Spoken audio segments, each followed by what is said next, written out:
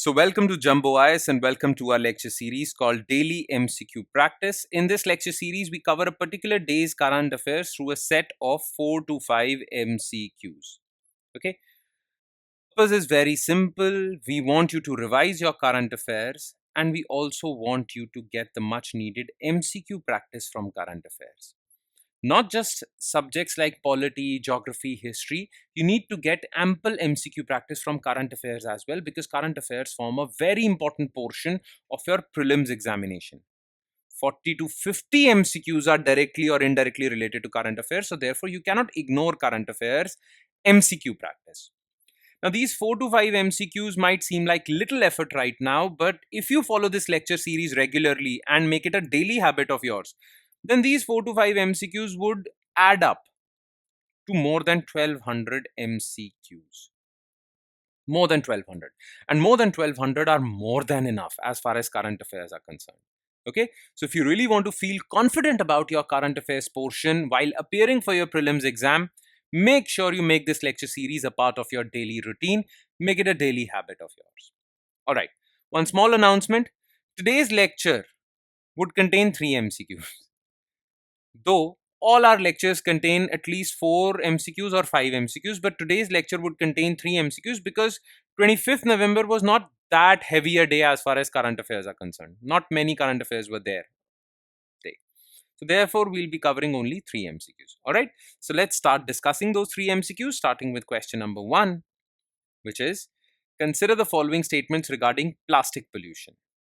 The Busan Resolution 2022 of UN Environmental Assembly resolved to come out with a legally binding treaty on plastic pollution. 20% of global plastic pollution comes from India. It can take up to 500 years for plastic to degrade and less than 10% of it gets recycled. Okay. Now listen. Right now it's 2024 that is going on, right? And world leaders from more than 170 countries, or people from more than 170 countries, have gathered in Busan, which is in South Korea, to come out with a legally binding treaty to end plastic pollution, because plastic is wreaking havoc on our environment. Plastic is causing a lot of problems to the environment as well as human health, because plastics disintegrate into microplastics and they enter our food chain and enter our bloodstream and impact our reproductive system, nervous system, and whatnot. So plastic pollution needs to be ended. That is why these people from 170 countries have gathered in Busan to come out with a legally binding treaty to end plastic pollution. Now, this collection of people in Busan, South Korea is a result of United Nations Environment Assembly in 2022 in Nairobi, Kenya. And it came out with a Nairobi resolution, not Busan resolution, Nairobi resolution in 2022, which said that we need to come out with a legally binding treaty to end plastic pollution. So to fulfill the obligations of Nairobi resolution, people have gathered in Busan. So it's not Busan resolution of 2022, Nairobi resolution. So this part is false. Now, this is true that 20% of total global plastic pollution comes from India. India is the largest plastic polluter in the world. And that is a problem. Many countries actually blame India for a lot of plastic pollution, but that is the truth. So this part is correct. Now, why is plastic that problematic? Because plastic is non-biodegradable. It takes around 500 years for plastic to degrade. And not much recycling is also happening. Okay, much of the plastic gets dumped into landfills, is burned, which pollutes the air, or is dumped into the oceans. Okay, less than 10% of it gets recycled. So this is also a problem. So only 2. All right. Question 2. Which of the following statements is correct regarding space debris? 10% of the 10% of the aluminium and other metal particles in the stratosphere originated from space debris and are contributing to ozone depletion. Around 10,000 satellites are active in Earth's orbit currently, and the number might reach to 1 lakh by 2030s. Proliferation of private space companies have contributed more to space debris removal. Okay. Now, what is space debris? We launch a lot of spacecrafts into the space and satellites into the space, but once these spacecrafts and satellites end their life, they just float around in the space. That is space junk. or space debris. Now, much of these satellites fall onto the Earth, but while they are falling, they actually face a lot of resistance from Earth's atmosphere and they get burned up. That's why we are not seeing falling of satellites everywhere, right? When they get burned up, they release a lot of aluminum particles and other metal particles and aluminum oxides. Now, these oxides and these particles remain in the upper layer of the atmosphere, which is stratosphere, where the ozone layer is. Okay. And a study has found that 10% of the aluminum and other metal particles in the stratosphere originated from space debris. And these particles act as catalysts for chemical reactions that deplete our ozone layer. And ozone layer is very important because it blocks the sun's UV radiation, which is harmful for us and the animals and the plants also. So ozone depletion would cause problems, and some of the ozone depletion is happening because of this. This part is correct.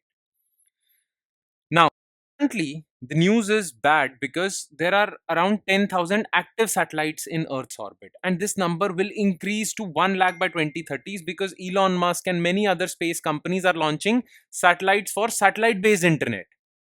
So, this number is going to increase, and the problem of space debris is going to accentuate.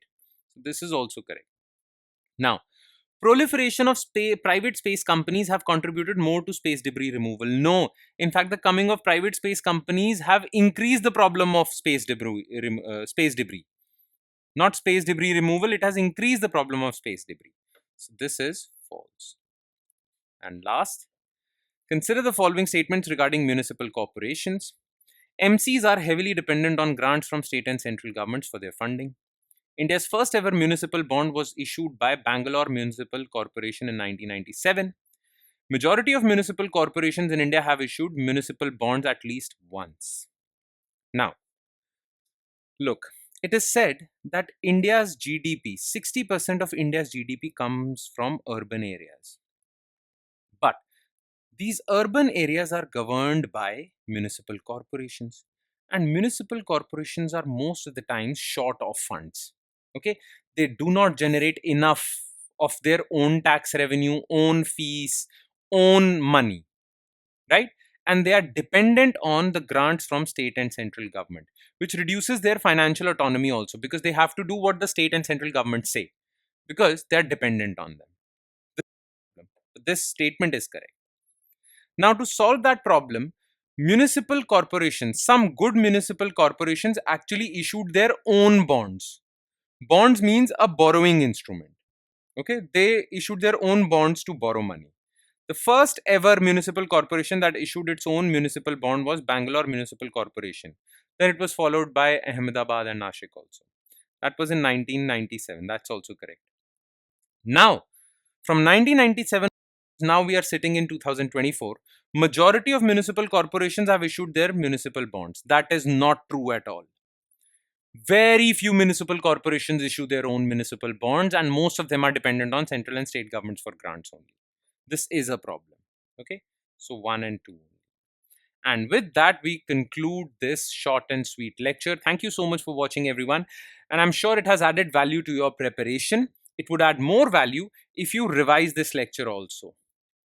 You can revise this lecture from our notes. These notes would contain detailed written solutions to all the questions discussed in the lecture. Okay. Now, the notes are available in PDF format and they will be shared on our Telegram channel. The link to our Telegram channel is provided in the comment section below. All you have to do is just click on that link. It will take you to our Telegram channel, and from there you can download the notes for not just this lecture, but all the other lectures featuring on our YouTube channel. All right? Okay. On that note, I'll be signing off. Thank you so much, everyone.